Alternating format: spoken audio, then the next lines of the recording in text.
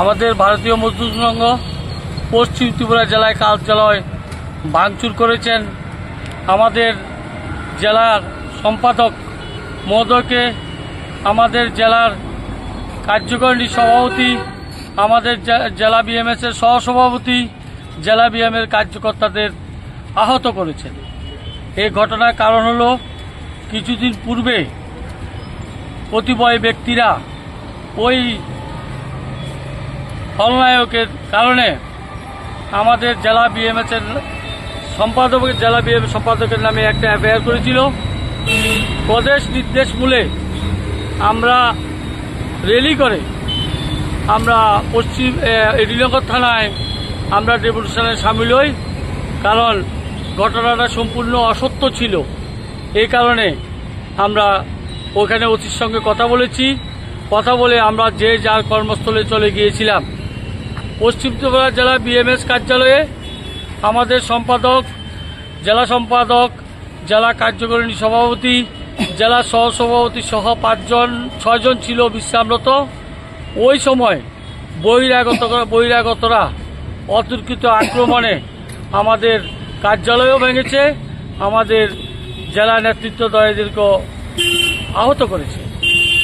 এই সামগ্রিক ঘটনা নিয়ে আমরা পশ্চিম ভারতীয় মজদুর সংঘের নির্দেশ অনুসারে আমরা জেলা এসপির সঙ্গে দেখা করেছি, ওনার সঙ্গে আলোচনা করেছি যে এই ঘটনার আসলে সঠিক তদন্ত করে এবং যারা এই ঘটনার সঙ্গে যুক্ত তাদের যাতে আইনের আয়ত্তে নিয়ে আসা যায়।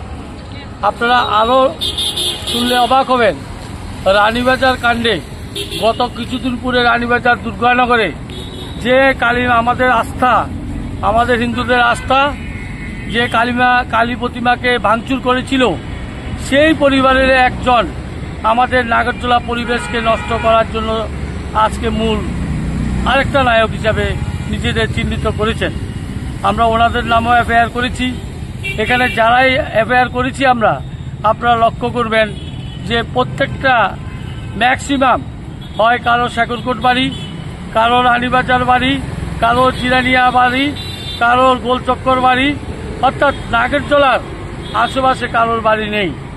ওখানকার কর্পোরেটর, ওখানকার ক্লাব কোঅর্ডিনেটর কমিটির সভাপতি সবার সঙ্গে আলোচনা ক্রমে আমরা এই নাগরজোলা পরিবেশকে সুন্দরভাবে আমরা চালিয়ে আসছিলাম।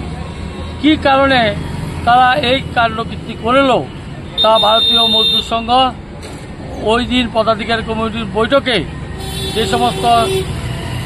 সমস্ত অভিযুক্তরা আক্রান্ত করেছেন তাদের বিরুদ্ধে একটা তদন্ত কমিটি করেছেন। তদন্ত কমিটি তার রিপোর্ট দেবে, তারপরে সাংগঠনিক নিয়ম নীতি মেনেই তার বিরুদ্ধে তাদের শৃঙ্খলা ভঙ্গের অভিযোগ হয়তো কার্যকর হবে। সেটা আমাদের সাংগঠনিক বিষয়। আমরা প্রশাসনের কাছে এসেছি যাতে আমরা মুখ্যমন্ত্রীর বিধানসভা কেন্দ্রে যাতে কোনো অপ্রীতিকর ঘটনা না ঘটে, সমাজের মধ্যে যাতে সুষ্ঠু বাতাবরণ নিয়ে আমরা কাজ করতে পারি।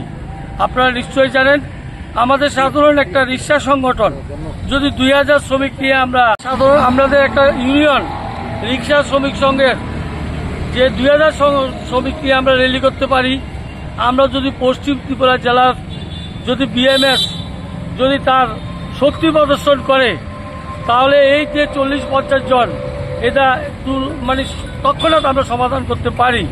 কিন্তু এতে আমাদের যে রাষ্ট্রের যে শক্তি, রাষ্ট্রবাদী যে চিন্তা চেতনা, রাষ্ট্রের প্রত্যেকটা নাগরিককে সুরক্ষিত রাখা, সেই চিন্তা চেতনা থেকে আমরা হয়তো দূরে সরে যাব। কারণ আমরা হিংসা আমরা বিশ্বাস করি না, আমরা চাই শান্তি সুশৃঙ্খলভাবে আমরা সংগঠন করতে। তাই আজকে মাননীয় এসপি মহোদয়ের সঙ্গে আমরা দেখা করেছি, ওনার সঙ্গে সঠিক তথ্য আমরা তুলে ধরেছি। উনি আমাদের আশ্বাস দিয়েছেন যে উনি প্রয়োজনীয় উদ্যোগ নেবেন। আমরাও সে আশা নিয়ে আমরা আজকে এখানে থেকে বেরিয়ে এসেছি। তাই আপনাদেরকে নমস্কার। যার বিরুদ্ধে বললেন যে বিভিন্ন এমএলএ এবং মন্ত্রীদেরকে বিভিন্ন রকম ভাবে হেনস্থা করেছে, ওনার নামও কি এফআইআর আছে? না, আমরা এফআইআরে উনি সরাসরি যুক্ত ছিলেন না। উনি হলো মাস্টার মাইন্ড, উনি সিএম এর সঙ্গে আমরা তথ্য দেওয়া আছে কিভাবে উনি যুক্ত আছেন। ওই 25-30 জনকে উনি ওনার বাড়িতে রাখেন, উনি ওনার আশ্রয়স্থলে রাখেন, গাড়ি দিয়ে ওকে অত্যাচার করার জন্য উনি আদেশ দিয়ে থাকেন। আপনারা সাংবাদিক মশাই, আপনারা সঠিক তদন্ত করলে সঠিক তথ্য পেয়ে যাবেন। প্রশাসনও স্বীকার করেছেন ওনার আশ্রয়ে ওরা এই কাজ করছেন। দেখা যাক প্রশাসন কি ব্যবস্থা গ্রহণ করে। আপনার পরিচয়টা? আমি ভারতীয় মজদুর সংঘ ত্রিপুরা প্রদেশের ঠেকা মজদুর সংঘের প্রভারী, রাজ্য প্রভারী। আচ্ছা, আপনারা তো অভিযোগ করছেন বা আপনারা আবার পাল্টা অভিযোগ করছেন? না, পাল্টা অভিযোগ নয়। এবার যারা লোকে আপনাদের সমস্যা রয়েছে, এই যে রাজীব বণিক বা ওই যে নামটা দিলেন, উনারা তো ওই দিন পুলিশে ধরে নিছে। এই যে এইটা আপনি হয়তো ওখানে আমি বলেছি যে ওরা শুধু আহত করেনি, ওরা রাজীব বণিক স্কুটি ভেঙে এটা উৎকৃষ্ট প্রমাণ আমাদের কাছে এসেছে। ভারতীয় মজদুর সংঘ ত্রিপুরা প্রদেশের কাছে ও একদম ভিডিও ফুটেজও আছে, যা আপনাদেরকে এখন দেখাচ্ছি না, কারণ আমরা সাংগঠনিক প্রক্রিয়া চলছে।